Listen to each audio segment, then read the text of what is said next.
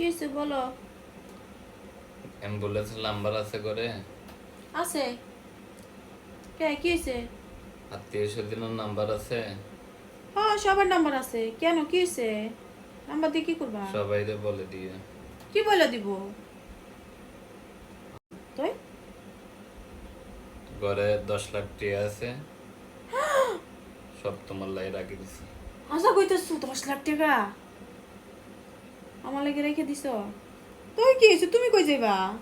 আমার এটিএম কার্ডের পাসওয়ার্ড 3344। তাও বুঝলাম না, তুমি কই যাইবা? আজকে না অনেক ঠান্ডা পড়ছে, হ্যাঁ ঠান্ডা তো পড়ছে, আমিও দেখি। এই প্রথম গোসল করতে যাচ্ছি।